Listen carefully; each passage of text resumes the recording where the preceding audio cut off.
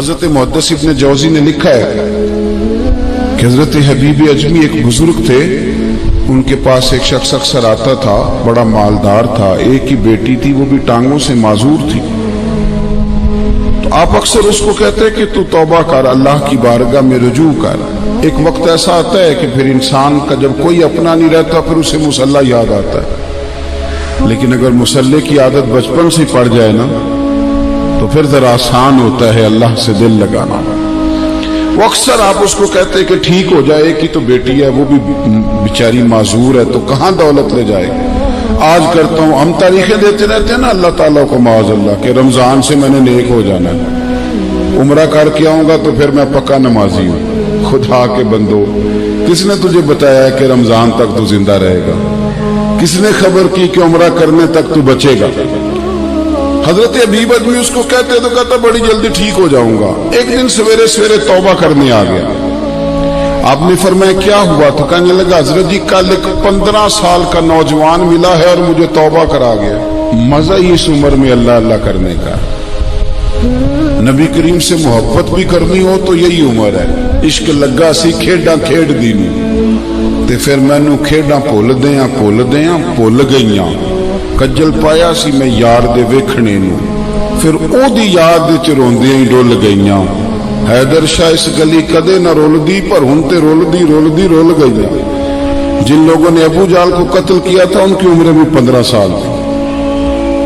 ہم تو بڑے ہی نہیں نہ ہوتے ساری زندگی، نہ ہمیں کو بڑا ہونے دیتا ہے، ہم بڑے ہی نہیں ہوتے، یہ تو عمر ہے کچھ کر گزرنے۔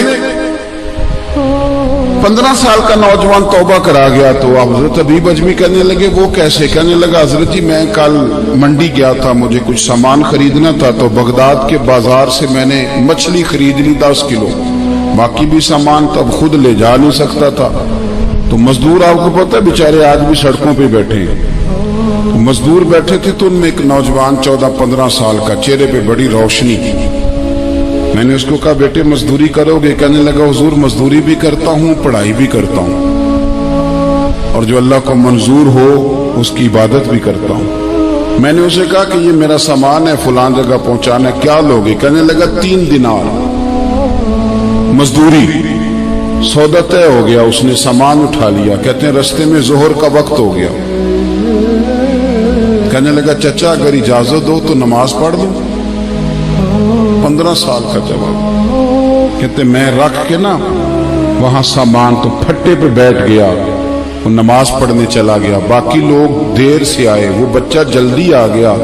میں نے کہا بیٹے آپ جلدی آ گئے؟ کہنے لگے نفل چھوڑ دیے، آپ یہی نہ سمجھ لیں کہ کام چور ہے، میں بعد میں پڑھ لوں گا۔ کہتے ہیں وہ دوپہر کا وقت، رمضان بھی نہیں تھا، میں اس بچے کو نوجوان گھر لے گیا اور میں نے اپنی بیوی سے کہا کہ بڑا نیک ہے، نمازی ہے، اور راستے میں یہ بھی ہوا ہے کہ میں نے اسے ایک دفعہ کہا ہے کہ یہ مجھے تھوڑی دیر کے لیے دے دو، گرمی بڑی ہے، تمہیں پسینہ آ رہا ہے، میں اٹھا لیتا ہوں۔ کہنے لگا نہیں چچا میں رزق حلال کھاتا ہوں، اگر آپ اٹھائیں گے تو میں 3 دینار مزدوری پوری نہیں لوں گا، پھر پیسے کم کروں گا، میں نے طے کیا ہے کہ اٹھاؤں گا۔ تو کہتے ہیں میں نے اپنی بیوی کو بتایا تو بڑی متاثر ہوئی، کہنے لگی دوپہر کا کھانا پک گیا، اسے کو روٹی کھا لے، رمضان بھی نہیں تھا۔ کہتے میں باہر نکلا، اس کو 3 دینار تھمائے، تو میں نے کہا بیٹے ایک بات میری مانو گے؟ کہنے لگا بتائیے۔ میں نے کہا کھانا پکائے کھا لو۔ کہنے لگا میں معافی چاہتا ہوں، میں نے روزہ رکھا ہوا ہے۔ حضور نے حکم دیا، حکم نبی کریم نے حکم دیا، بخاری مسلم کی حدیث ہے، فرمایا نوجوانوں اگر تمہارے پاس طاقت ہے تو نکاح کر لو ورنہ روزے رکھو۔ حکم دیا، یا نکاح اور یا روزے، یہ سرکار کا حکم ہے۔ بھائی نفلی روزہ نفس کی قوتوں کو کچلتا ہے، انسان میں نورانیت اور روحانیت لاتا ہے۔ کہتے وہ کہنے لگا میں نے روزہ رکھا ہے، میں اور متاثر ہو گیا۔ میں نے کہا آپ کیا کرو گے؟ کہیں اور جانا ہے؟ کہنے لگا نہیں، میں جس دن 3 دینار کما لیتا ہوں پھر میں مزید لالچ نہیں کرتا، باقی وقت یا قرآن مجید پڑھتا رہتا ہوں یا نبی پاک پہ درود شریف پڑھتا رہتا ہوں۔